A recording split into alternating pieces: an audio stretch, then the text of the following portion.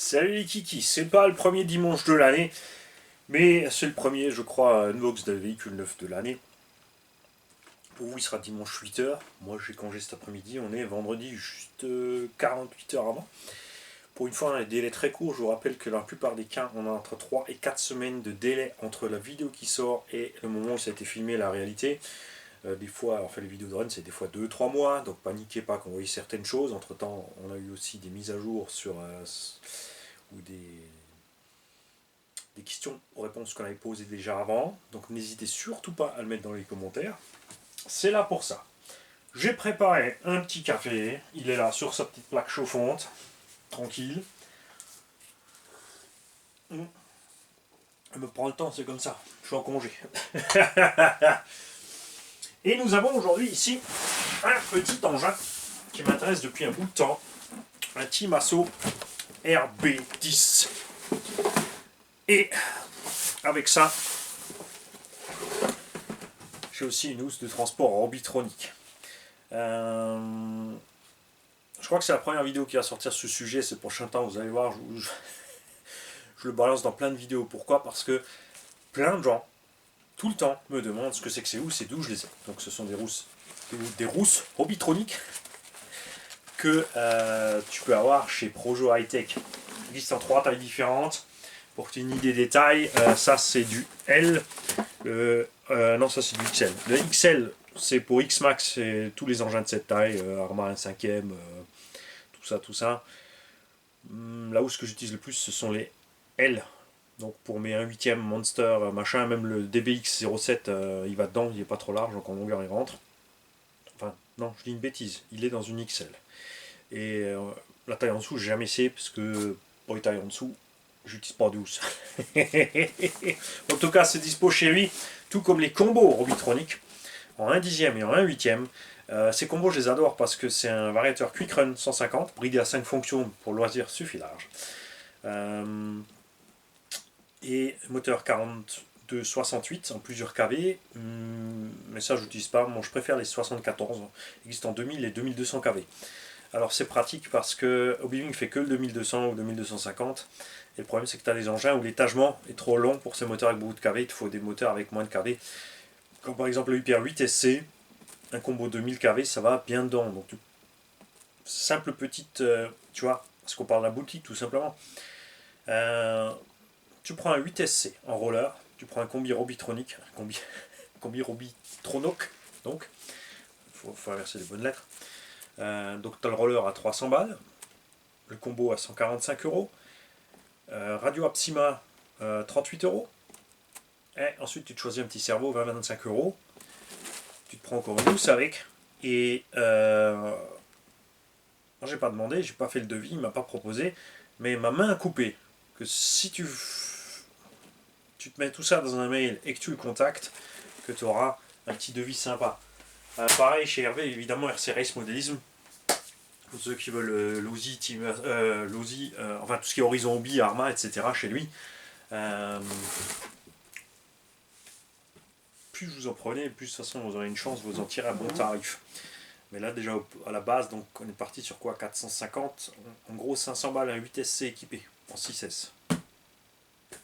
Je pense que ça défie pas mal de concurrence. Alors, le petit RB10.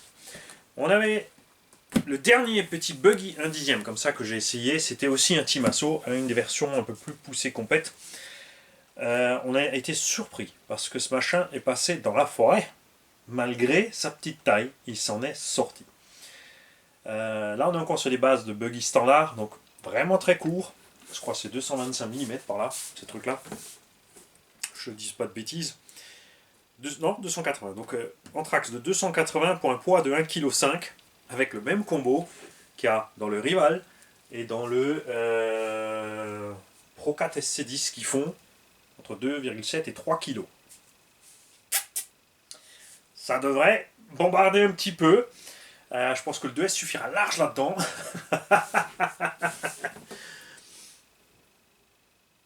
Et contrairement aux versions 4x4, on a les super chouettes Immorto Alu Timasso avec. je me dis que peut-être les amortos plastiques auraient suffi et faire un prix vraiment sympa à entrée de gamme, parce qu'on est dans du RTR pour les débutants, parce qu'on est au niveau tarif quand même près du Rival et du Timasso, du Pro 4, alors qu'on est ici en 2 roues motrices. Mais il y a en plus à bord le DVC. Qu'est-ce que c'est que le DVC?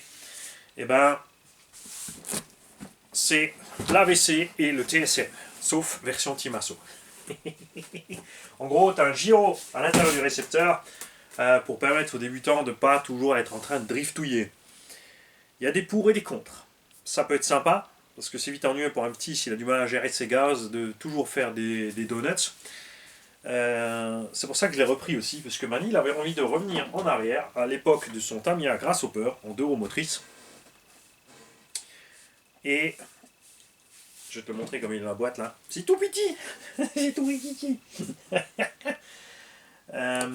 Voilà ce que ça donne. Tu le reçois livré comme ça proprement. La radio est fixée là. On aurait aimé franchement un Rilsan qui s'ouvre et qui se ferme. Tu vois, une petite languette. Tu le sors, tu récupères là aussi. Tout est bien fixé. Ici on a encore donc, la notice et tout ce qui va avec. Pour ceux qui aiment que ce soit bien présenté dans les boîtes. Alors nous, on va tricher. On va dégoupiller tout ça sans le couper. Et j'en étais où? Ouais, retrouver un peu les sensations d'un tout petit buggy indice pour se remettre un peu dans l'assiette. Dans l'assiette. Au niveau budget, ces trucs forcément sont plus faciles à avoir pour un petit haut que beaucoup de grosses machines. Mais le souci évidemment, justement, c'est pour ça que je l'ai là, c'est le terrain d'utilisation. Alors si tu as un circuit pas loin, te prive pas, c'est sûr.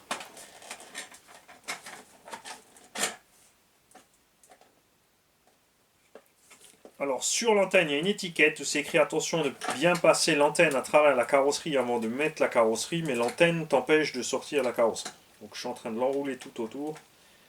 Je ne veux pas juste l'arracher puisque le câble d'antenne sort à travers le caoutchouc. Hop. La carreau, qualité Timasso, là on n'est pas inquiet, on l'a vu sur le Rival et le Pro 4, c'est du Lexan et c'est solide. En plus là on a pas mal de nervures dedans, j'aime bien les formes. Par contre je l'attendais rouge et elle est quasi marron. C'est dommage, je voyais bien un rouge bien vif là-dessus. Je voulais pas le bleu parce que j'ai déjà assez de bleu ici. C'est pas très grave. Assez rigolo qu'on ait comme sponsor Makita et Kicker sur un engin comme ça. Alors, on va enlever les deux qui tiennent là, et ça tient bien, hein, je vous le dis.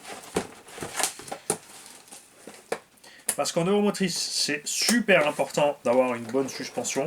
En 4x4 aussi, c'est important, mais en euromotrice encore plus, parce que ça devient inroulable. C'est peut-être pour ça qu'ils ont choisi de mettre les amortos alu à la place des amortos plastiques. Parce que j'ai vu en faisant ceux du Pro 4 que les amortos plastiques sont quand même... ils accrochent quand même. Ils sont pas super soyeux. Ça pose pas de problème sur le Pro 4 à cause du poids, tout simplement. Final de l'engin. Je suis en train de jouer à la dinette là, à essayer d'ouvrir ce truc proprement.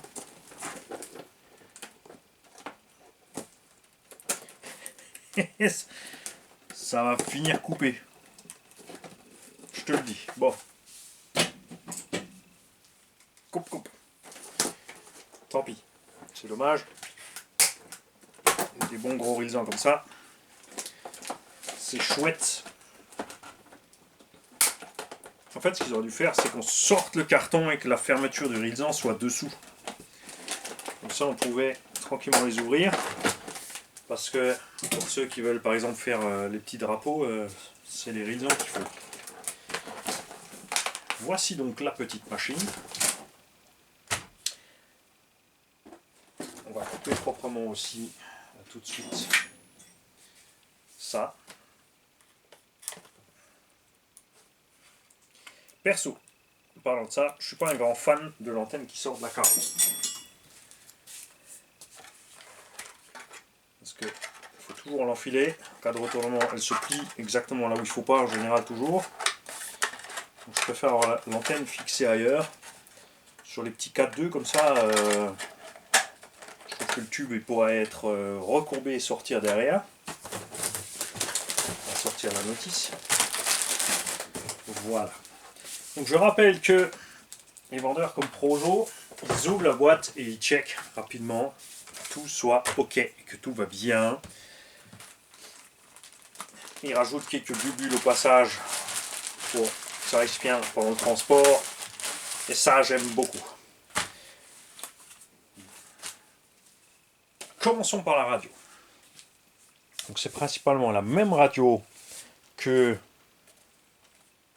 le Pro 4 et le Rival MT. On a un dual rate de la direction, trim gaz, dual rate gaz.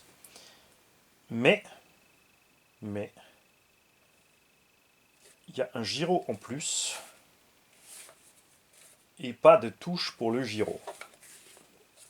Tu ne peux pas régler la sensibilité du gyro à la radio, sauf s'ils l'ont basculé là-dessus. C'est donc ce que nous allons découvrir. S'il est enclenché par défaut, ça m'embêterait. Honnêtement.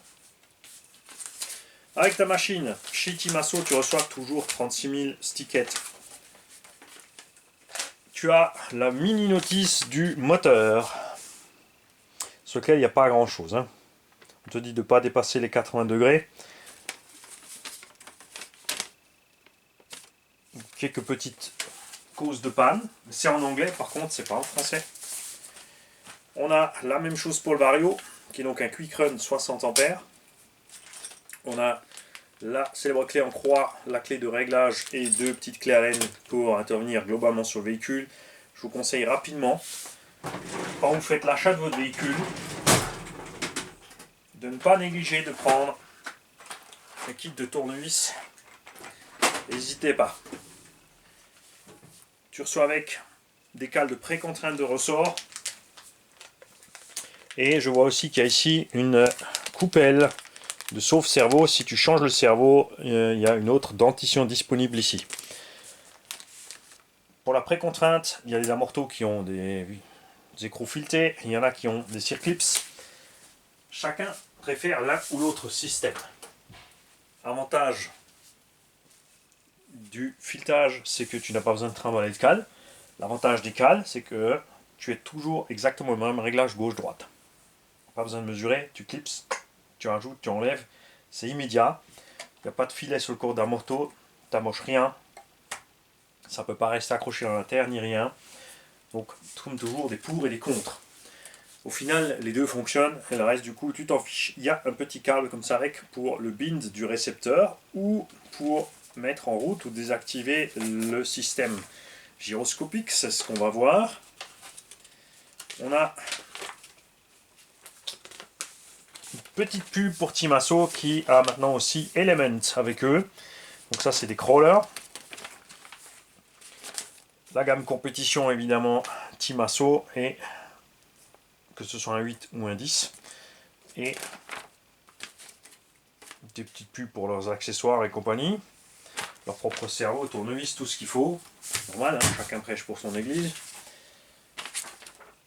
On a un certificat de conformité. Waouh, il est digne d'être. Regarde ça, tu pourrais le mettre sous verre comme ils te l'ont fait. Pour te dire que c'est officiel. C'est quand même dingue, hein, toute cette paperasse. Là-dessus, il n'y a pas grand-chose d'utile. Ce qu'il nous faut, c'est ça et ça. Parce que le certificat de conformité, si c'est sur le site du constructeur, ça nous suffit. Qui c'est qui lit ce papier? Qui c'est qui ont fait quoi? Alors, la XP101, on va aller voir à l'intérieur. Si, alors déjà, elle est en anglais. On va voir s'il y a aussi, il y a de l'allemand et du français. Bien. Alors moi, généralement, je m'arrête à l'anglais. Mais pour vous, nous allons passer sur l'allemand. Le français. Donc, les trims, on a expliqué. Alors, est-ce qu'il y a quelque chose ici d'indiqué? Antenne, commutateur, débattement des gaz, débattement de direction, trim de gaz, interrupteur, poignée de pistolet, volant de direction, rayon LED, gâchette accélérateur, boîtier de batterie. Donc effectivement, aucun interrupteur pour le système. Pour la synchronisation, il faut utiliser la broche qui est fournie, ce qu'on disait avant. Petit plan de montage. Ah là, on arrive au DVC. Réglage du contrôle dynamique du véhicule. Le contrôle dynamique du véhicule contrecarre automatiquement les réactions de votre véhicule dans les conditions de faible adhérence, etc. Gain. Ce réglage ajuste la sensibilité et la rapidité de l'effet. Et réverse normale se permet de modifier la direction de l'effet de contre-braquage. Donc si tu changes de cerveau, c'est un cerveau qui tourne par défaut à droite, et que ça a été programmé pour un cerveau à gauche, il va faire l'inverse. C'est-à-dire que tu vas glisser dans le virage, il va augmenter ta glisse, il va braquer encore plus. Donc tu peux inverser ça. Et le gain, donc, ne règle que la direction. A priori, on n'a pas d'influence sur les gaz, d'après ce qu'il y a noté de là, sauf si ça fait les deux simultanément, ce que j'aimerais pas non plus. Que ça contre-braque, c'est cool. Que ça te coupe les gaz, je suis pas toujours pour. C'est le cas sur l'AVC Spectrum. Sauf si tu passes sur une radio plus évoluée Spectrum, là tu peux vraiment tout régler. De tous les systèmes que j'ai testés, le meilleur système est le TSM. En RTR embarqué, le TSM est vraiment le plus agréable à rouler par rapport à l'AVC. Et comme dit l'AVC, après si tu passes sur une radio Spectrum évoluée, là oui, là tu peux régler beaucoup mieux que le TSM sur lequel tu ne peux rien régler. Alors, ce réglage ajuste la sensibilité de la rien. 8 niveaux différents d'ajustement sont proposés, indiqués par le nombre de clignotements de la LED, 1 étant le niveau le plus sensible et 7 le moins sensible. Le réglage 8 désactive le DVC. Donc Mani, première chose qu'il va faire, c'est aller sur le 8. Donc, pour intervenir sur ton système, ça c'est dommage, tu ne peux pas régler à la radio. Tu vas être obligé de démonter le boîtier récepteur et d'aller au récepteur pour régler ceci. Pour changer de réglage, appuyez et relâchez le bouton gain.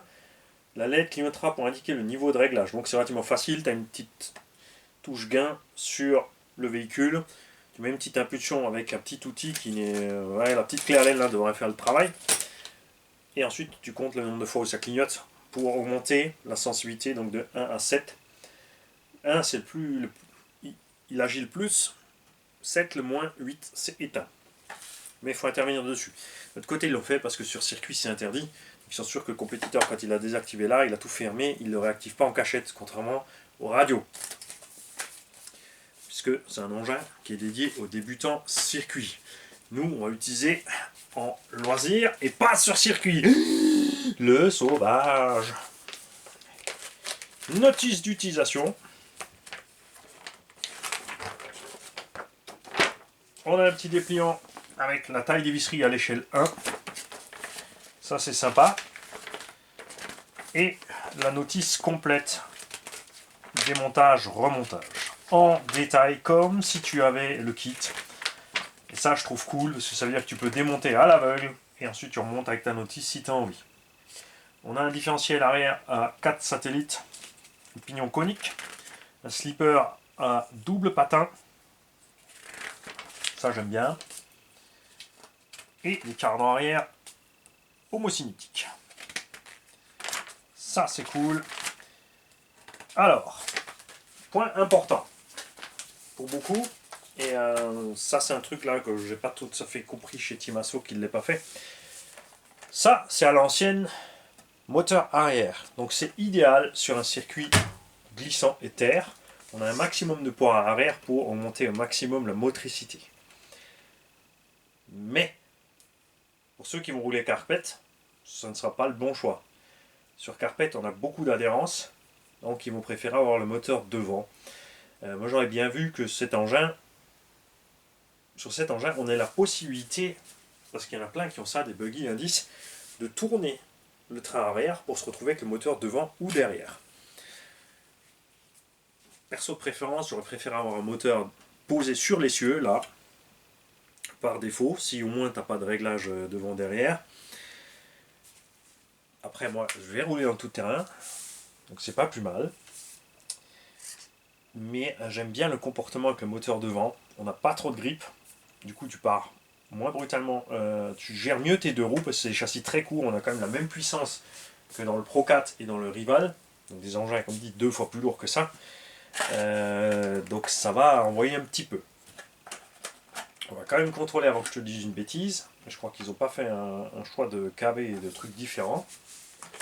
Ouais, je sais, hein, je me retiens d'appuyer sur les suspects et de faire poète. Alors, parce qu'avant on avait la petite fiche moteur, mais est-ce qu'on avait... Alors, c'est un moteur 4 pôles. On ne te donne pas les KB ni rien.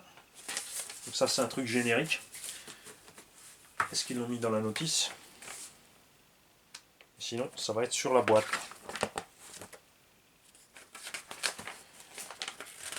Après, dans les notices, souvent, ils ne mettent pas non plus parce que ça dépend évidemment du fournisseur. Ils peuvent entre-temps changer de fournisseur.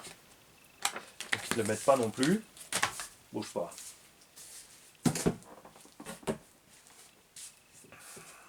Alors.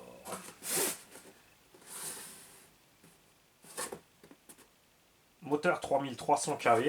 Donc, je sais plus si c'était aussi un 3003 ou un 3100 ou 3002 sur les autres. Enfin bref, c'est dans le même truc. Hein. On a aussi le cerveau pignon métal, malgré que ce soit un petit buggy indice. Ça, c'est de la balle, hein, c'est clair. Donc pour ce chapitre-là, on est tranquille. On peut enlever toute la paperasse maintenant et commencer à faire mumuse avec l'engin. Bougez pas. Hop. Hop. Alors, est-ce que tu vois bien le bas de la table? Voilà. Suspension. À l'avant, en pleine décompression, les ressorts sont libres. Donc attention, il n'y a pas de bride de débattement de suspension. Donc pensez à rajouter une cale, parce que sinon les coupelles vont pouvoir dégager. On est posé relativement ferme, mais on est pas mal. Mais comme je viens de le dire, il nous faut une cale d'office, donc on va la mettre. Ça aussi, hein, c'est pas les seuls tracteurs ici, par exemple le Rustler, il y en a plein qui font pas gaffe, ils sortent le véhicule, ils vont rouler, ils perdent des coupelles. Dans la vidéo, j'ai bien dit, par contre, gaffe les mecs, il faut penser à ce que le ressort ait un minimum de pré-contrainte pour pas que ça se balade. Donc, on va rajouter le minimum possible pour voir. Ça va être ça.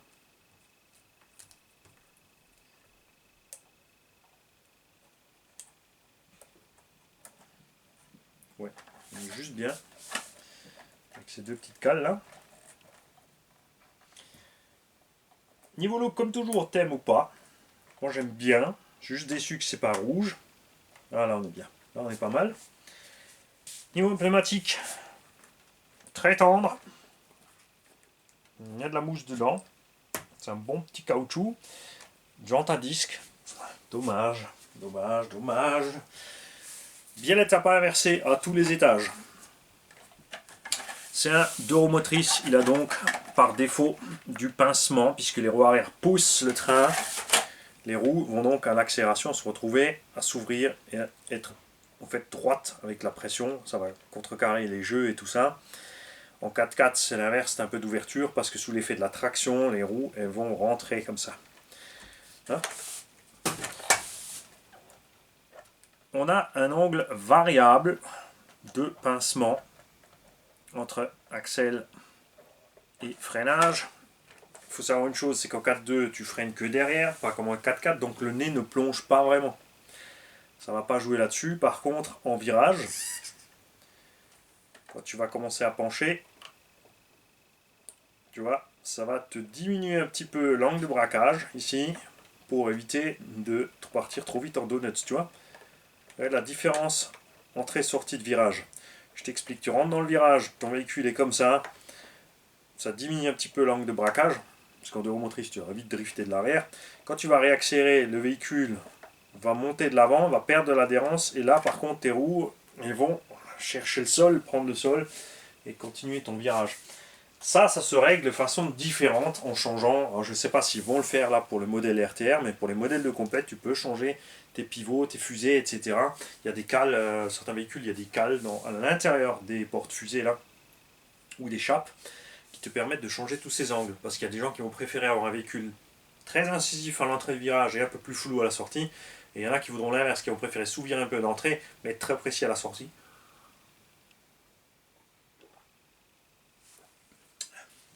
Mais ça, c'est des réglages poussés après. Et c'est peut-être pas utile pour un débutant d'avoir tout ça, parce qu'il risque de s'y perdre. C'est des choses sur lesquelles tu te penches une fois que tu maîtrises ton véhicule, je dirais. On a une tourelle en plastique, les amortos, comme souvent en 4-2, sont planqués derrière, ce qu'on adore, parce que ça évite d'aller endommager tout ça. On a une empreinte ici pour quelque chose, parce que c'est la même tourelle avant que d'autres engins. Normalement. Je confirme. Alors c'est pas la même tourelle, celle-là est plus longue ici, quoique. Si, elle est plus longue.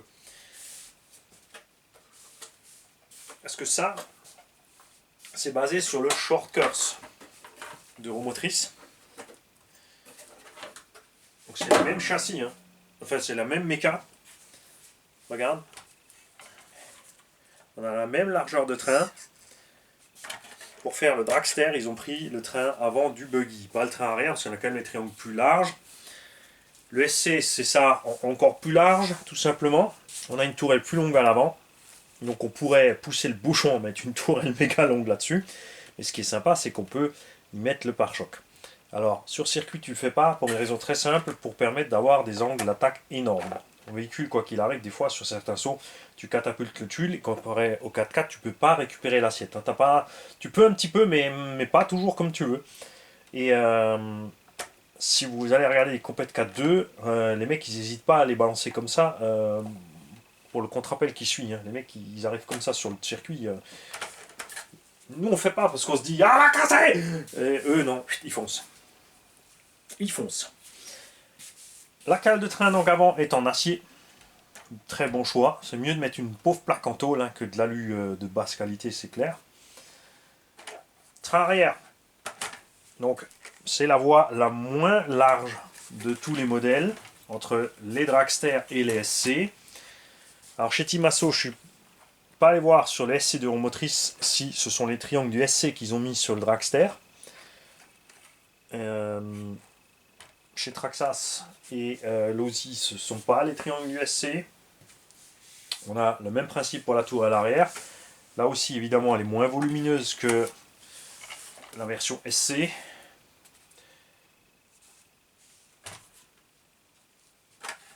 Moteur donc complètement en porte-à-faux arrière.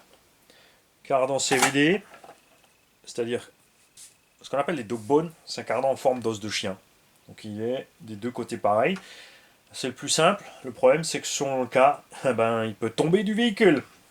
Alors que celui-là, même si tu le décroches au fond, il restera là où il est. Ce qui est un peu dommage. Alors, je ne sais pas si je vais réussir à vous montrer. Si on va enlever l'aileron pour réussir à vous montrer, regarde. On va virer la carreau aussi au passage. Alors l'aileron est aussi en Lexan. Ça, je suis pas forcément absolument fan. C'est léger.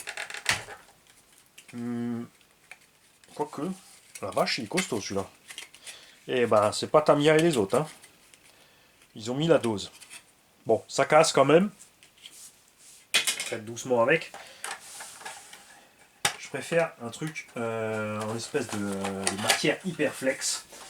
C'est quelle marque qui nous avait fait ça? C'est le LC Racing. Sur le LC Racing 1.14, j'ai un rond complètement flex. Ça, j'aime bien. Alors, regarde les cardans, ils sont complètement au bout des noix. L'axe est bien dedans, et quand tu comprimes, il rentre complètement. Ce qui veut dire qu'on ne peut pas augmenter la garde au sol de cette machine sans risquer de dégoupiller ici les cardans. Ça, c'est dommage. Ah ben là aussi, on est relativement au bord. Mais en fait, tu ne le vois pas parce que on est bas. On est vachement bas en fait. On est vachement bas sur celui-là. Il a aussi des fixations pour la barre stab. Sur la tourelle aussi, donc il y a une option barre stab arrière. En 4.2 c'est rare d'avoir des barres stab devant aussi. Parce que tout l'effet est fait sur l'arrière. Ça peut aider aussi. J'avais essayé sur un modèle, c'est quand même sympa. Direction cerveau posé à plat dedans avec le sauve-cerveau directement sur le cerveau. Ils sont pas réglables. Tout ce que tu peux faire, c'est enlever et rajouter des petits clips ici. Mais en général, c'est pas trop mal fait comme ça. On va checker ça. On va le bloquer. Bon, il est parti de l'autre sens. Bouge pas. 3 pieds sur le cerveau, il allait se promener.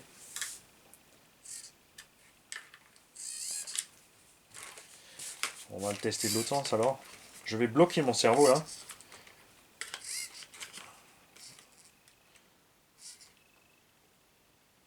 Non, il ne veut pas non plus comme ça. Donc si je te bloque le moyeu, bon, on verra ça peut-être quand il est en route, alors ça ira mieux. Bon, on va le mettre en route après. Ça sera plus simple de voir l'effet du sauve-cerveau. S'il écrante suffisamment facilement ou pas. La batterie fixée avec 2 sangles. Comme c'est un buggy relativement court, tu n'as pas évidemment beaucoup de marge pour la batterie. Tu mettrais une batterie standard entre 135 et 140 mm de ce type là. Par exemple, une Z2S 80C, donc ça c'est pas mal là-dedans. Ça rentre tranquille.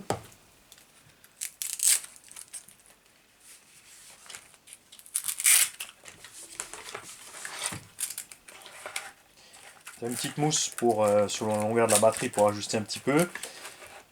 Sur circuit, beaucoup utilisent des shorties, c'est-à-dire des batteries courtes, ce qui est encore plus pratique dans ce genre d'engin parce que ça sera très facile avec des lipos shorties de gérer le poids dans le châssis. Si tu as une batterie courte, tu peux la mettre complètement devant, donc tu diminueras le fait que le véhicule va partir sur 2 roues. Si tu la recules complètement, tu augmenteras un petit peu ta propulsion.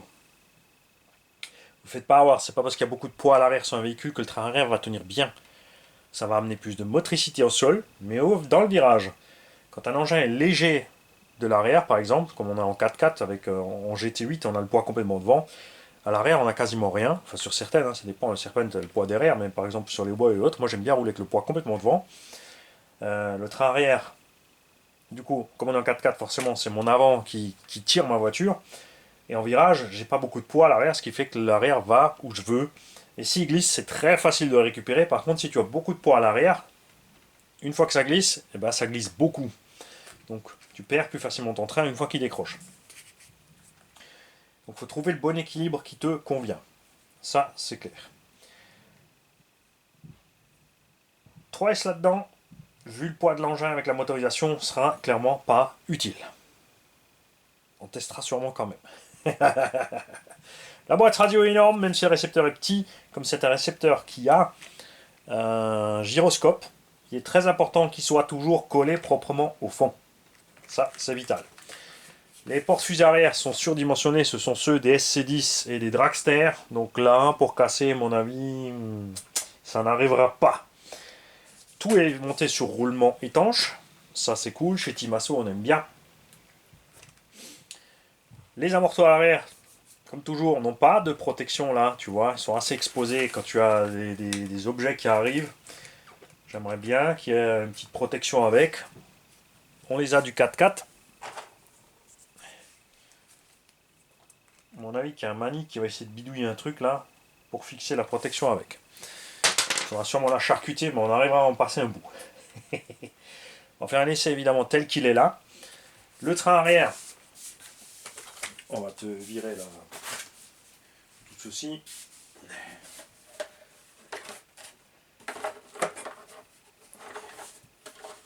Bougez pas.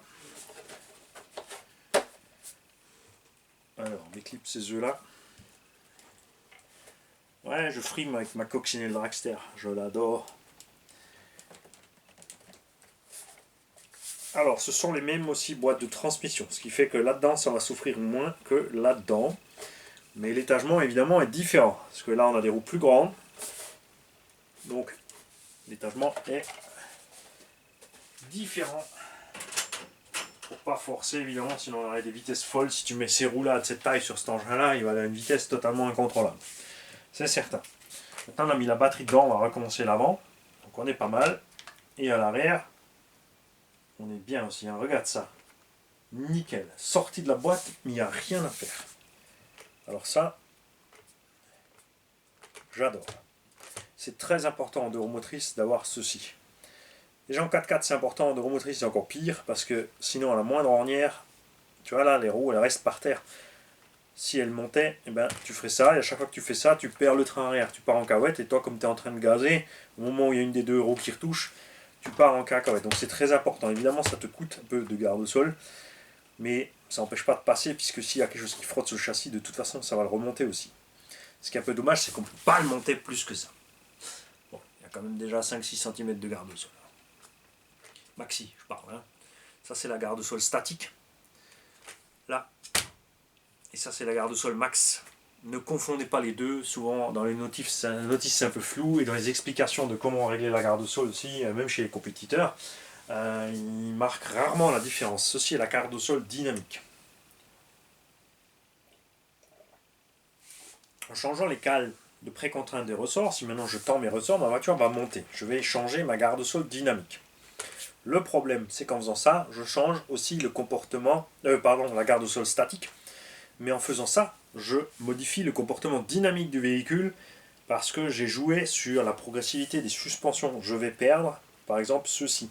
Donc mon véhicule là, il va sautiller plus, il va décrocher plus, il va être plus haut, il va se renverser plus souvent. La garde-sol dynamique, en roulant, tu l'as jamais. Ça se règle là sur l'établi, tu le poses, tu le laisses rebondir. Mais quand tu vas accélérer, tu vas être là. Au freinage, en 4x4, c'est très flagrant, t'es comme ça. Après, en enduromotrice, moins, tu bloques juste les roues arrière. Donc tu ne te retrouves pas à cette garde-sol en fait, en roulant. Hein. Et ne jamais négliger la garde-sol max. C'est bien d'en avoir beaucoup, mais sur certains véhicules, si tu en as trop, c'est pareil, tu pars en cacahuète systématiquement. Le pire étant toujours ceux qui tarent les ressorts à fond et que tu vois rouler avec les pattes complètement en haut comme ça. Il y a des youtubeurs pros, là, ils voient avec les tarages à fond sur les ressorts parce que ils croient qu'ils sautent les meilleurs, les plus loin et les plus hauts du monde et que c'est très important d'avoir un réglage pareil, mais en fait le véhicule se comporte comme une chèvre. Elle rebondit, se casse la gueule, mais un roulable, c'est moche à voir. C'est pas grave, c'est des pros, ils savent ce qu'ils font. Heureusement, moi je suis pas un pro. C'est pour ça que je peux me poser la question. Pourquoi ils font ça? Diff. Le diff est assez ferme là, sorti de la boîte, mais pour l'instant c'est neuf. Il faudra voir ça une fois qu'on a roulé. Moi en enduromotrice, j'aime bien avoir un diff relativement, enfin vraiment très détendu pour partir un peu moins en drift, parce que plus ton huile de diff est dure à l'arrière, plus tu vas drifter. Sur les dragsters, ils ont mis de l'huile dure pour éviter justement qu'une des deux roues, par contre, commence à mouliner, que tu partes de travers. Et ça marche. Donc là, on va voir ça. On va voir le comportement, si on se prend l'option bar stab ou pas. Évidemment, on n'est pas obligé de pousser l'option bar stab de la Cox. Là, là c'est du délire, parce que là, si je lève une roue, l'autre va lever direct avec. Et en tout terrain, c'est pas un bon point, parce que tu vas être en tout terrain. Si ta roue ici monte et qu'elle tire l'autre vers le bas, tu as le châssis qui va descendre, tu vas taper l'obstacle. C'est pour ça qu'en tout terrain, tu as des barres stab relativement souples en général. Ils peuvent se le permettre sur des circuits de compète, surtout moquettes. Si tu as une piste de 2 mètres de large et une autobahn, tu vois, avec des bosses, là tu peux avoir des méga barres stab. Mais du coup, tu n'es plus obligé de prendre un tout-terrain en fait. Hein. Tu prends une GT8 avec les suspensions bien dures, tu passes tout le circuit. Eux, ça leur défrise les cheveux, nous, ça nous amuse. Alors,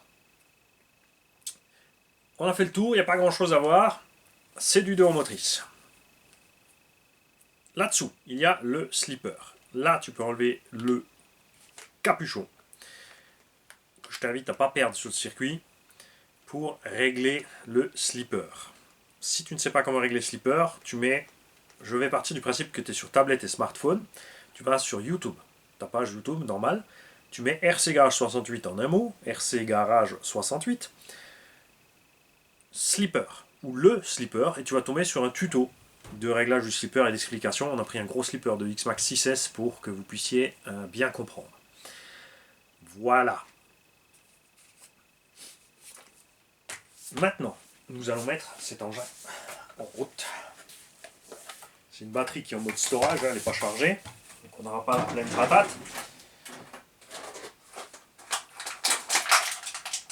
Alors.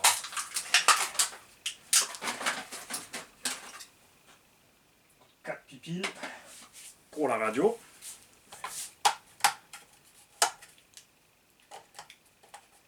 Alors ce genre de radio c'est bien, il n'y a pas d'écran, et pas de machin, pas d'éclairage. Résultat, si tu mets des piles standards dedans, franchement moi j'y fais l'année avec.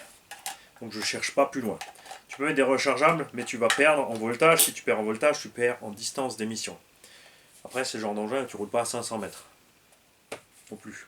Nous en loisir, on peut se mettre au milieu et rouler autour de nous. C'est quelque chose que j'aime beaucoup faire. L'engin est toujours près de moi, je le vois évoluer, j'aime ça, c'est ce que j'aime.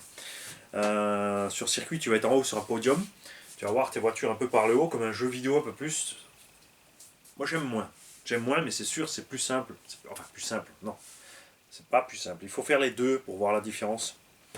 Hein, l'idéal, c'est de faire, si tu veux pas aller sur un circuit, si tu te mets au milieu du circuit quand il n'y a personne, comme moi, tu roules 10 fois en étant au centre, ensuite tu fais une dizaine de packs en étant en haut, pour t'habituer un peu aux deux et voir les différences. Si tu as le temps et que tu es sur un circuit tout seul, je t'invite aussi à faire ce circuit de plusieurs positions possibles. Tu te mets, comme dit sur le podium, tu te mets en bas, tu te mets à gauche, à droite, dans tous les coins du circuit, parce que tu vas pouvoir enregistrer, ton cerveau va se faire une image 3D du circuit tout seul en fait. Et tu vas voir que ça va t'aider. Ça va faire bizarre au début, quand tu vas descendre, si tu es habitué à rouler en haut.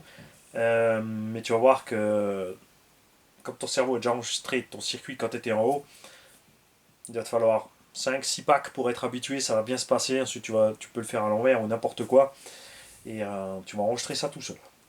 Quand tu es tout seul, parce que le problème, si tu ne le fais pas tout seul, il y en a qui vont faire des crises si tu tournes à l'envers. Ils ne savent pas pourquoi, mais ils vont faire une crise d'office. Au lieu de se dire, tiens, ça serait sympa d'essayer aussi. Attention, il y a des circuits tu ne peux pas, le circuit n'est pas prévu. Il y a des bosses qui s'arrêtent à 90 degrés, donc quand tu arrives de ce sens, t'es garé. Ça, c'est dommage. Alors, les pneus arrière. On a exactement la même sensation qu'à l'avant. Ça devrait être pas trop mal du coup dans l'herbe. Alors, je ne sais pas s'ils ont prévu ces pneus-là pour la moquette synthétique spécialement. Je pense pas, généralement c'est des petits picots très rares. Donc là c'est des carrés, on va voir. Donc on verra comment ça se passe dans l'herbe. On avait je crois quelque chose de similaire sur l'autre qu'on avait, l'ancien Timasso.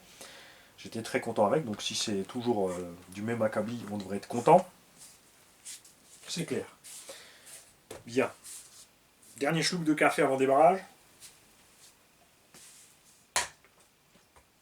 Ok, on est prêt.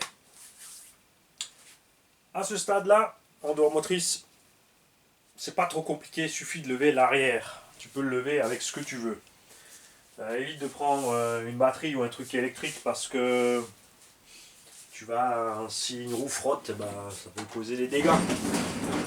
J'ai 36 000 trucs là, mais ceux-là ils sont trop hauts, je voulais pas trop, j'ai pas un petit stand. Je voulais un petit stand qui soit pas mobile, parce que j'en ai des mobiles, là j'ai des mobiles.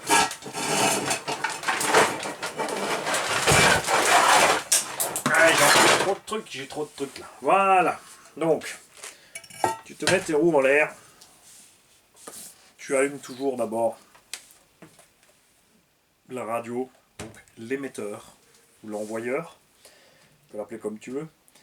Ensuite, là tu sais pas, est-ce que la machine est éteinte ou allumée? Tu ne sais pas, il n'y a pas d'indication sur le bouton on-off. C'est pour ça que je te dis, laisse-la en l'air. Tu la tiens. Il n'y a pas beaucoup de puissance, mais fais pas l'andouille, tu peux te faire surprendre. Tu branches, il y a toujours une petite étincelle, c'est tout à fait normal. Et ensuite tu mets en route. Donc dans ce cas précis, la mise en route est vers l'arrière. Ce qui veut dire que sur un gros choc avant, ton interrupteur peut s'éteindre. Tout simplement. On va refaire. Tu entends? Bip bip. 1S, 2S. Si tu mets 3S, il va faire bip bip bip. Ce vario-là, ils ne sont pas tous pareils. On parle de ce cas-là. Tu checkes toujours d'abord ta direction. Le cerveau est vraiment pas vif.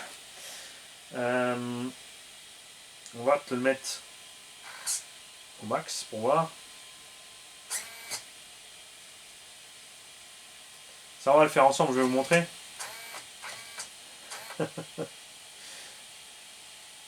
Alors, faut trimer un peu, sorti de la boîte, c'est pas droit du tout. C'est pas très grave. Voilà. Ceci est la biellette. Ouais. Il est activé d'office. Ah, que ça m'énerve ça. Bon, c'est pas plus mal, tu me diras pour les petits hauts. Mais... je vous expliquerai pourquoi après j'aime pas. Ceci est la biellette principale de direction. Elle n'est pas réglable. Donc tu es obligé de trimer ici sur ta radio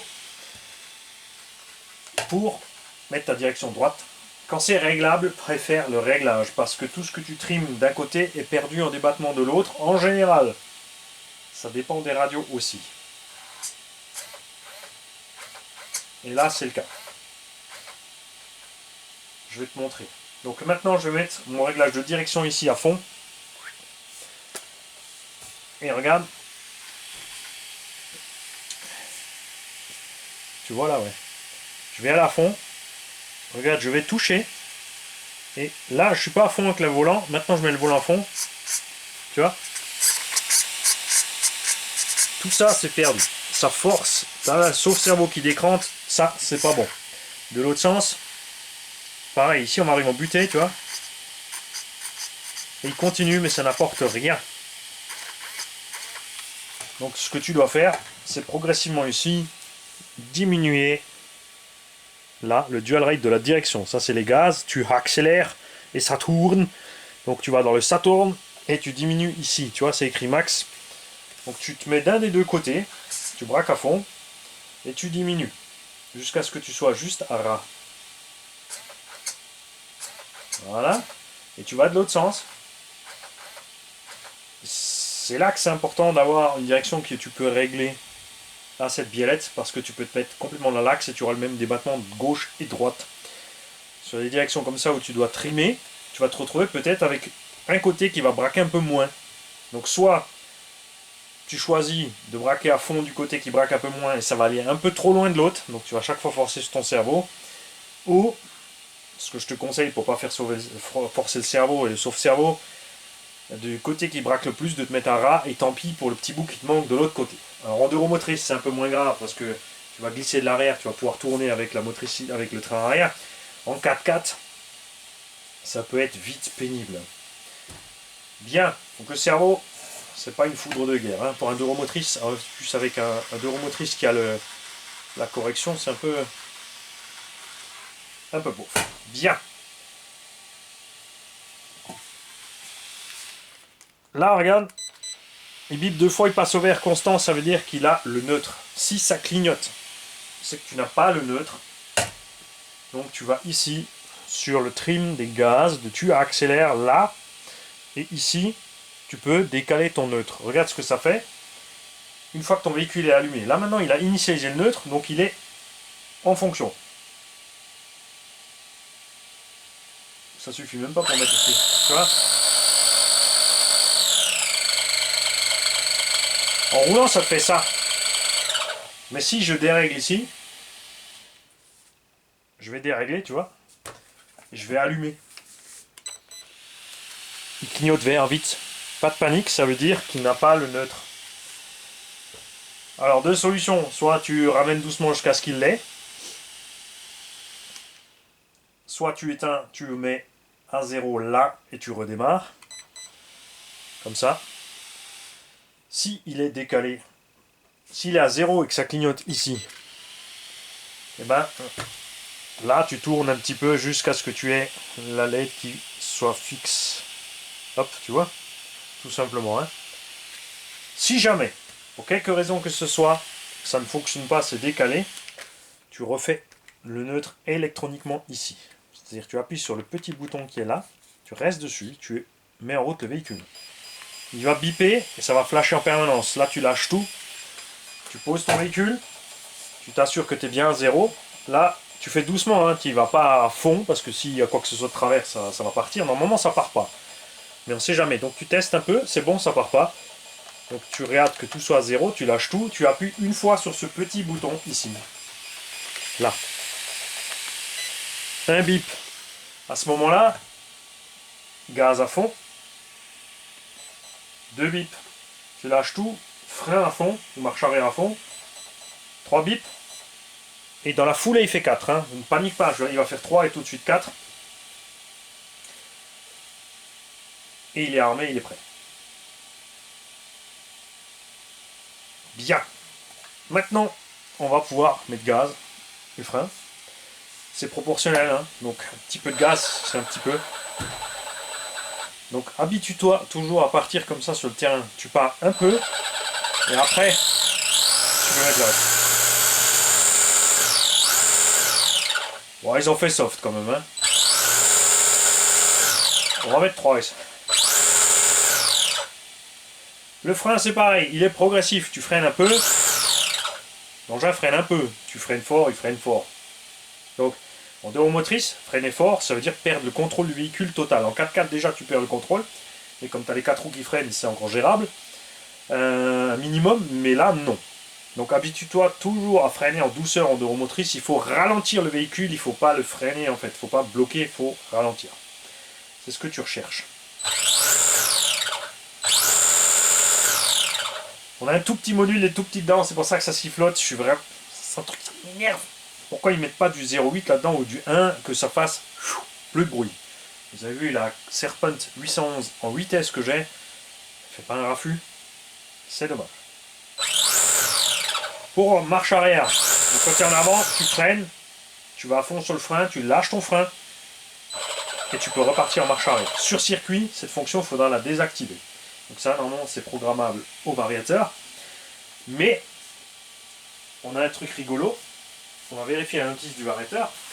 Ce qu'on avait sur les 4x4, ce qu'on a constaté, c'est que, justement, précisément, les varios Asso n'ont pas de réglage du tout. Et sur un deux roues motrices, si on ne peut pas régler les freins, alors moi ça me semble vraiment bizarre. Et rien du tout, pas le moins de tableau de réglage. Ça c'est louche. Bien, t'es débutant, t'as du mal à rouler avec ton deux roues motrices ou c'est la première fois, tu fais un truc. Là tu peux brider tes gaz. Et bien la première chose à faire c'est que tu te mets, on va dire à moitié. Je vais te le brider complètement pour que tu vois ce qui se passe. Tu vois? C'est celui-là, hein, ouais. T'as beau appuyer, il se passe rien. Mais tu perds la marche arrière. En dessous de la moitié du réglage. En général, donc pas de panique aussi, c'est normal. Tu vois? En dessous de 4, j'y perds la marche arrière. Ouais. Au-dessus de 4, c'est bon.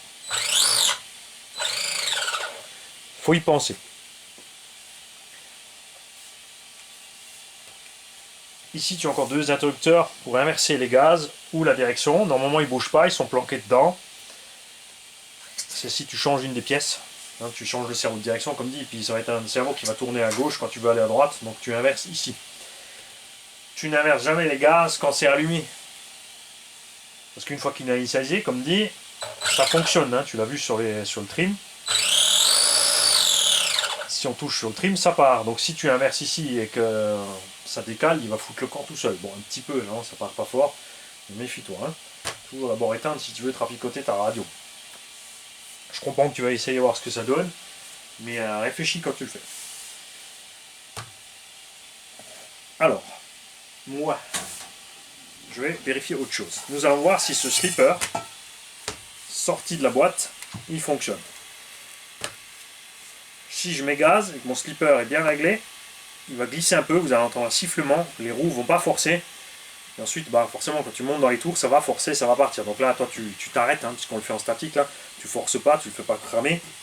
S'il est trop détendu, ça va siffler et le véhicule ne va pas se barrer du tout. Par défaut, je pense qu'il est peut-être un peu fort. Tu vois? Le véhicule force. Donc, on va rouler quand même comme ça, parce qu'il est possible que ça se fasse une fois qu'on a roulé un petit peu. Si je le détends maintenant, ça va peut-être être trop détendu et quand je vais rouler, je vais avoir un problème. Donc on va le laisser là, on fera l'essai comme ça. D'un autre côté, je viens de dire que la batterie n'était pas chargée, donc c'est un peu normal qu'il n'y a pas trop de patates. Alors, je vais rapidement voir si j'ai une batterie qui a un peu plus de jus dans mon arsenal là.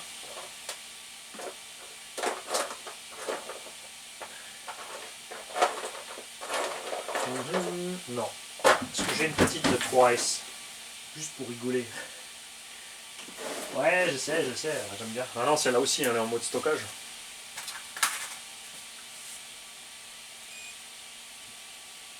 Ouais. Bon, on a quand même 11 volts. Juste pour rire. Donc moi, je débranche pour éteindre et je branche pour allumer. Les boutons on-off, je les envoie RC comme 83. Il en fait ce qu'il veut après. Il peut se faire un chapeau. Ça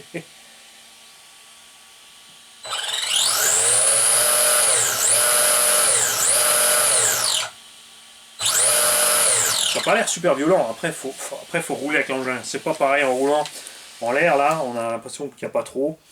Mais au sol, après, ça peut être brutal pour l'engin et le conducteur s'il n'a pas l'habitude. Donc n'hésitez pas, comme je l'ai dit, à vous brider les gaz pour vous faire la prise en main. Et une fois que c'est fait, après vous pouvez aller progressivement de plus en plus vite. On va parler aussi encore autre chose en deux roues motrices. Donc je vous ai parlé du frein en douceur. Accélération, freinage, de toute façon, que ce soit 4-2 ou 4-4, comme dit, tu touches un peu, tu pars. Tu claques pas tes gaz parce que tu tapes dans la transmission, ça sert à rien. Le freinage, c'est pareil. En deux roues motrices.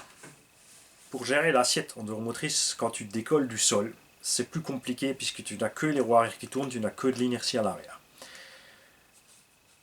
En 4x4, on décolle de la rampe. Si on est le nez en l'air comme ça, on met un tout petit coup de frein en douceur, on rabat le nez et on laisse retomber le véhicule. Si on est vraiment méchamment comme ça, on met un coup de frein plus gros. Et je dis bien un coup de frein parce que c'est juste une impulsion qu'il faut mettre. Alors il ne faut pas y aller à fond, brutal comme ça, juste un peu. C'est un peu et juste un coup. Pour rectifier l'assiette, si tu mets trop fort, tu te craches en 4x4. En 4x2, une fois que tu es en l'air, tu as beau freiner, il va se passer rien, ou minime. En 4x2, il est important de freiner au moment où les roues arrière sont encore sur la rampe. Le fait de freiner au bout va te catapulter le nez en avant. Si tu freines trop, tu vas piquer du nez, mais tu as un gros angle d'attaque, n'oublie pas. Tu vois? Donc ça peut passer. Et si tu freines juste bien, tu vas arriver juste à plat. Et une fois que tu as décollé, tu atterris souvent après sur le cul, puisque tu as quand même le poids derrière. Si ton véhicule part comme ça, il va aussi tomber dessus sur le cul. On n'a pas de pare-choc spécialement à l'arrière, juste une petite protection moteur, ça c'est un peu dommage. On va voir si on peut... Généralement j'aime bien adapter aussi des choses, parce que là on n'a pas de porte-à-faux. Hein. On tape sur le moteur, donc j'aime bien mettre un petit pare-choc à l'arrière. Si là où je roule, il y a un peu trop d'endroits où je peux sauter. Sur la prise là, c'est écrit que la batterie doit être déconnectée à chaque fois que vous éteignez le variateur. RCCOM 83, on ne laisse pas allumer avec la batterie à bord. Quand on papote pour le café en crawler. Nah, c'est même écrit sur l'étiquette. En rouge, c'est écrit To RCCOM 83, please not let the battery on powered. Tu vois? Comment ça, j'ai de la mauvaise foi? Mais non.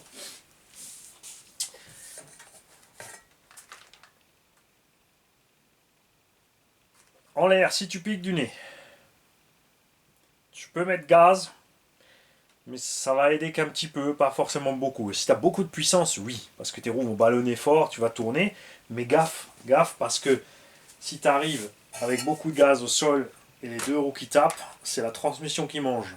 Ton slipper peut sauver, mais pas toujours.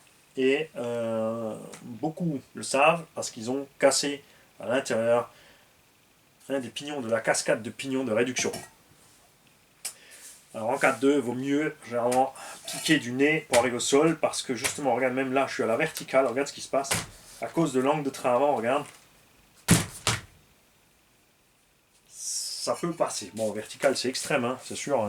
Après il y a aussi l'effet encore en dynamique. ton train arrière va continuer à basculer. Quand tu vas taper au sol, tu vas faire capot de toute façon. Il vaut mieux arriver un peu piqué sur le nez que de taper sur l'arrière ou de craquer ta transmission. Elle est vraiment chouette cette suspette. Hein. J'adore. C'est comme sur le dragster, pour du RTR sorti de la boîte, ils ont fait fort. Donc on verra ce qu'il en est niveau puissance, niveau Vmax. Comme dit, on a la puissance à bord d'un engin 2 fois plus lourd. On a pourtant l'impression que ça va moins fort. Donc soit ils ont minimisé l'étagement à donf,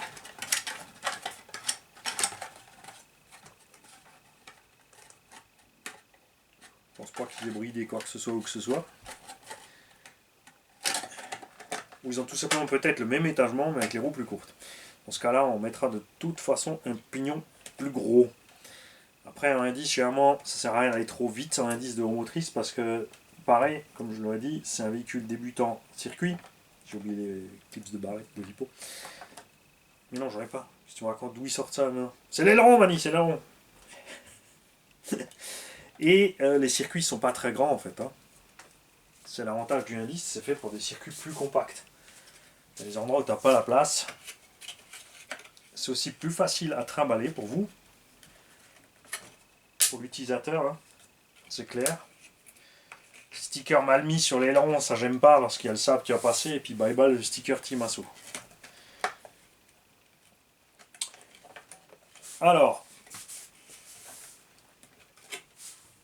on va essayer avec ce giron enclenché. On emmènera les outils pour pouvoir atteindre le boîtier et peut-être diminuer les effets ou l'éteindre. On verra ça. On n'augmentera pas la garde au sol parce qu'on est déjà au max et que ça va poser problème.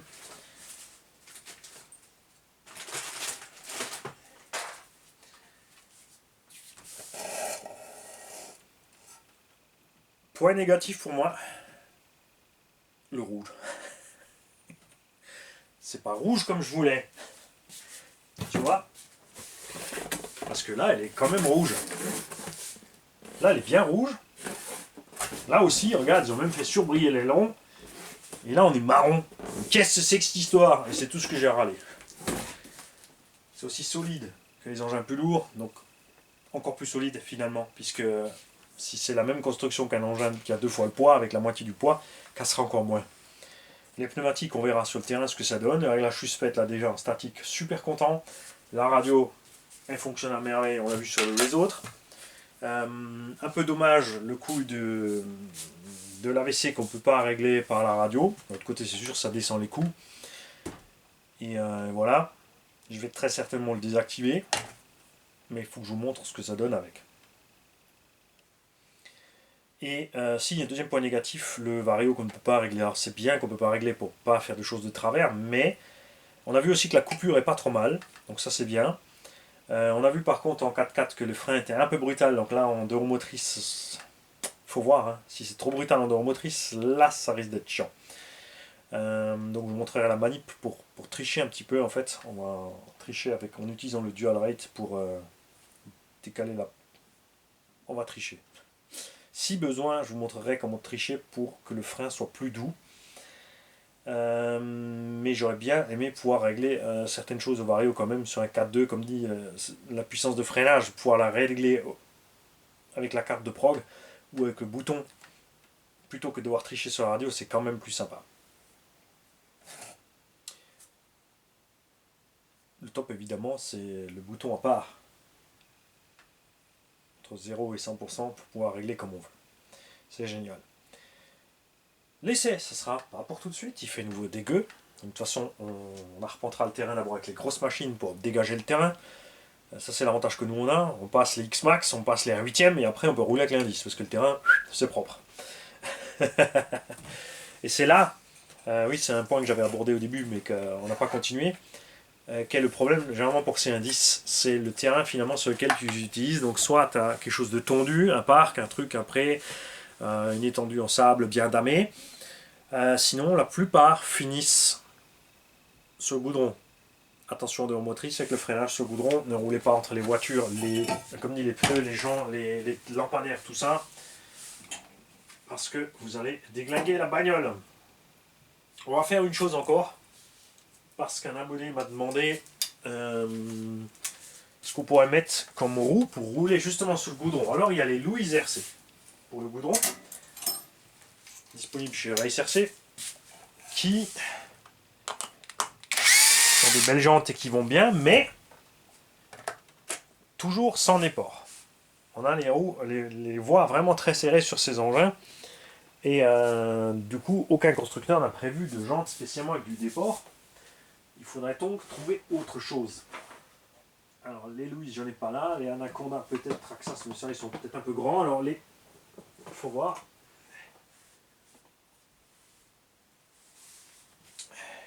Ouais, ça fait tout de suite un peu grand. Hein. Ça, ce sont des roues HPI pour Firestorm Flux. C'est un peu gros. Les Anaconda existent en taille aussi plus petite pour le Traxxas Bandit. Mais du coup, je ne sais pas sur le Bandit s'il y a du offset ou pas. Donc, il faudra aller voir sur le site Traxxas ou sur une boutique, vite les gars. Trouvez voir les Traxxas Anaconda pour le Bandit. Mais je crois qu'ils n'ont pas non plus de déport. Et regardez aussi, faites gaffe. Les premiers bandits, je ne sais pas si sur les derniers c'était le cas, comme sur les premiers, il n'y avait pas d'hexagone. Il y a directement la clavette dans la roue, mais ça je crois qu'ils ont arrêté. Je crois qu'ils font plus ça. Dans l'autre cas, il faudra utiliser des élargisseurs. Mais attention, puisque tu n'as pas la longueur de filetage que tu veux ici, il faudra utiliser un élargisseur qui a un écrou spécial en forme de champignon avec le filetage qui passera à l'intérieur de la jante pour aller serrer le tout. Je te montrerai ça ultérieurement, il faudra que je les déterre, je les ai derrière, mais j'ai beaucoup de matériel devant. Pensez par contre qu'on mettait des élargisseurs ou des roues avec du déport, que vous allez augmenter le stress sur le roulement. Comme dit, je ne suis pas inquiet parce que ce sont les mêmes roulements et les mêmes portes-fusées que dans le dragster, donc ça tiendra tranquille là-dessus. En roue avant aussi, en buggy de motrice, tu n'as pas des tonnes de choix, donc profitons de ce poste, les mecs, de cette unbox. Ceux qui savent, s'il vous plaît. Une fois de plus, on a besoin de vous. Ceux qui ont l'habitude des deux roues motrices, est-ce que vous pouvez nous mettre les liens? Alors, n'oubliez pas de me dire, je t'envoie un lien. Comme ça, moi, je vais voir dans les indésirables, dans les commentaires indésirables, parce que tu vas mettre un lien, je dois le contrôler d'abord, voir si ça ne nous attire pas sur un site, je ne sais pas quoi, de truc bizarroïde. Qu'est-ce que vous aimez rouler et où? Donc ceux qui sont habitués à rouler sur moquette, dites-nous quels sont les bons pneus pour la moquette. Ceux qui roulent sur le goudron, ben, qu'est-ce que vous avez ici en roue goudron, que ce soit du chinois, de la marque de compète, Louis RC, Proline, etc. On veut tout savoir. Au niveau des jantes aussi, on aimerait différents designs. Louise, comme dit, ils font les disques et je crois qu'ils font encore un autre style un peu comme Tamiya. Une espèce de disque qui a des 5 grands bâtons, je crois, enfin, ou des mini bâtons sur les côtés, enfin bref. Il y a plein de choses niveau look. Il y a aussi les trucs chinois évidemment pas chers qu'on a mis là-dessus à l'avant. On en a des arrières aussi. Tu vois. Ce genre de choses là. Ça c'est pas très cher. Dispo, je crois que Projo les a aussi. Tu peux nous confirmer ça, Jonathan, si tu es dans le tas dans les commentaires. Ils sont un peu plus grandes, donc ça peut. C'est peut-être pas vilain. Ils font les avant et les arrières comme ça. Ça peut être chouette. Alors c'est pas de la grande qualité, mais là vous avez vu en 2S, on tartine pas trop. Je pense que ça devrait tenir quand même. Enfin même en 3, les engins sont légers, tu me diras. Ne bouge pas toi. On va peut-être les mettre sur le terrain. Vous savez quoi? Vous allez m'attendre là une petite minute, je vais foncer à l'arrière vous chercher ça. Je suis toujours là, vous inquiétez pas, bougez pas. Et, éventuellement je vais le rajouter au montage. Alors, n'oubliez pas, je fouille mes tiroirs.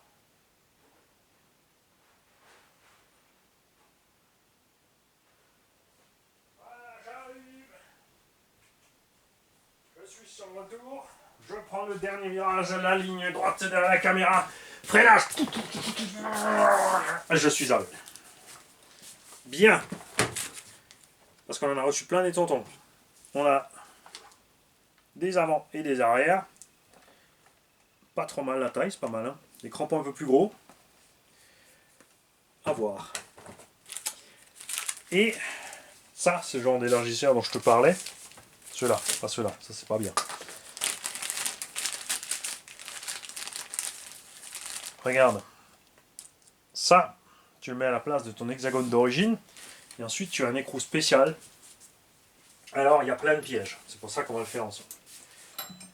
D'abord, si ça se trouve, le diamètre intérieur ici n'équivaut pas à l'axe que tu as là.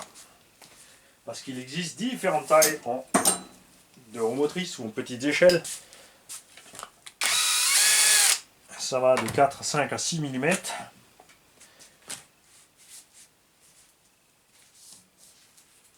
Ça, c'est un piège. Donc, il faut avoir le bon. Donc, soit tu trouves un hexagone où c'est détaillé que ça va sur ton modèle. Et sinon, bah, t'achètes un peu à l'aveugle. Ça, c'est un peu dommage. Surtout que tu vas peut-être en acheter deux sortes à l'aveugle et qu'aucune des deux ne correspondra à la taille. Donc c'est très important de demander au vendeur de te détailler ça. Voilà donc ce diamètre à l'arrière ici, qui doit correspondre à là. Là, ça nage. Si ça nage, c'est pas l'idéal. Parce qu'on va forcer là-dessus. Il y a la taille de la clavette. Ici, l'axe, tu vois, est en 2 mm. Ici, c'est prévu pour du 3. Résultat, tu mets ça là-dessus, tu vas casser ici ton axe. Donc il faut avoir la bonne taille de clavette, il faut avoir la bonne taille d'axe, et c'est pas tout. Regarde maintenant, on va mettre dessus. Il faut encore autre chose.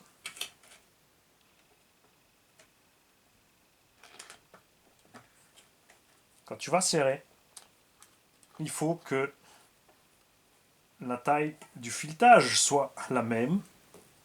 Et c'est pas encore fini. Il faut que tu serres la roue. Il y en a qui vont arriver au bout avant que ta roue soit serrée. Donc elle va se balader, ça va être encore pire. Tu vois là, ça va pas du tout, ça bouge dans tous les sens. Ensuite, ceux-là, je les aime pas du tout parce qu'on a l'écrou qui dépasse, donc il prend des coups, donc tu amoches encore plus ton filetage. C'est vrai que niveau look, tout de suite, c'est quand même beaucoup plus beau hein, que les voies étroites, mais bon. C'est pas l'idéal. Hein. Mais c'est ce genre de choses qu'il te faut si tu veux élargir ta voie.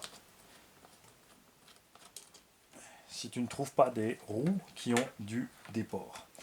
Et ceux qui ont l'habitude, est-ce que vous pouvez nous mettre le lien aussi, justement, si vous savez quelle marque fait des roues à déport.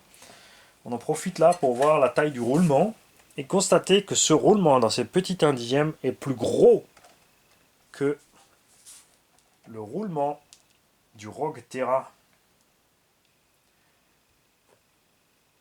Vous compreniez, pour ceux qui ont vu la vidéo, pour que je disais que je ne suis pas trop content que la taille des roulements sortis. Ça c'est un engin d'1,7 kg qui a des roulements plus gros. En fait on a sur le 4x4 on a les roulements des roues avant là-dedans sur les 4 roues. Quand tu serres un hexagone en plastique, tu ne serres jamais trop fort. Il faut que ton heel-stop ici soit passé sur ton filetage pour tenir. Il faut serrer, il faut que ça tienne, mais il ne faut pas bloquer parce que tu vas comprimer l'hexagone, tu peux casser l'hexagone, tu peux casser la clavette, tu peux pousser le tout contre le roulement, bloquer ton roulement, faire fondre tout ton truc et t'es en panne. C'est Mimi, c'est Rara, c'est la même merde, exactement. Donc tu fais gaffe avec ça, s'il te plaît. À l'avant de roues motrices, puisqu'on parle des hexas, il y a un piège, c'est monté sur un clou, il y a tout qui tourne à gogo, donc tu dois le retenir par derrière parce que sinon il y a tout qui se casse la figure dedans. C'est rare les marques qui ont utilisé un circlips pour tenir le clou en place. D'une part, et c'est aussi rare, bon après t'as l'axe, ok, tu peux pas reculer, mais quand tu mets tes roues, je te conseille de braquer ici, de tenir ton clou, parce que pour choper l'hexagone, tu vas galérer. Si t'es pas bien dessus et tu fais pas gaffe, tu serres, tu bousilles tout. Tu bousilles au mieux la jante, enfin au mieux l'hexagone, c'est le moins cher à changer. Sinon tu bouges la jante, donc il te faut une paire de roues, c'est dommage.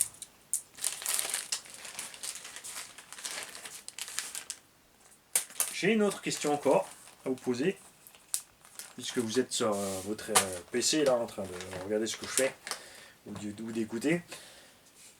Pour les pièces de rechange, vous avez vu que les Timasso 4x4 RTR là, c'est par grappe. T'achètes 4 amortos, t'achètes 4 triangles, etc. Est-ce que vous pouvez aller voir dans la gamme d'Euromotrice, s'il vous plaît, si on trouve les pièces détachées, donc soit que les triangles avant, soit que les arrières, soit que les tiges d'amorto.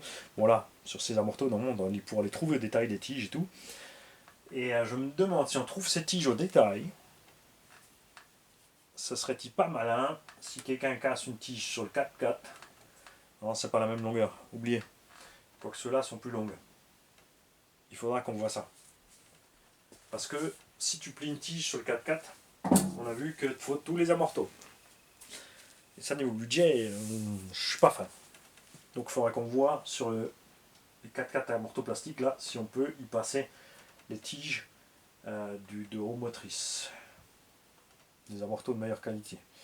Le diamètre, ça doit y aller. Après, le gros piège, ça va être la longueur. C'est là que ça va être problématique. Enfin bref. On est ouvert aussi à toute autre solution, ceux qui ont trouvé une issue pour ne pas avoir changé les 4 amortos quand ils ont plié une tige sur cette gamme de machines.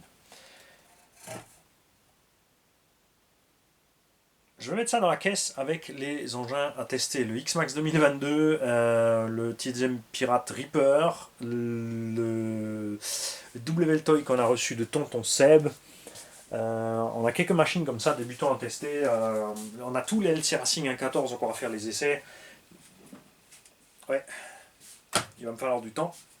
Et une fois que j'aurai le temps de le faire, par contre, ouais, je vais passer la journée à le faire. Et comme ça, vous aurez enfin toutes ces vidéos. Je sais qu'il y en a beaucoup d'entre vous qui attendent depuis longtemps. Il y en a plein aussi qui regardent les unbox, qui me mettent les commentaires. Ouais, c'est bien l'unbox, mais on veut l'essai, t'as rien roulé avec, t'as rien fait. Avant de dire ça, allez toujours d'abord voir la playlist. Donc vous tapez RC Garage 68, Timasso. Si vous êtes sur PC, vous allez dans la loupe, dans le moteur de recherche, vous mettez Timasso. Alors, soit, si j'ai pas mal de vidéos du sujet, la voiture a sa playlist dédiée. Si c'est un véhicule qui fait que passer, ou que j'ai pas trop souvent, ou que je sors pas souvent, ça sera dans la liste générale, donc Timasso, Obao, etc. Donc allez voir là-bas. Ensuite, demandez-moi pourquoi j'ai pas l'essai, ou si c'est prévu pour bientôt, avant de vous croire malin. Hein, il y en a 2-3 là, ils viennent de prendre une manchette. Ouais, parce qu'ils se sont crus malins, c'est bien ce que je dis. Vous étiez loin de l'être. Ciao les gars.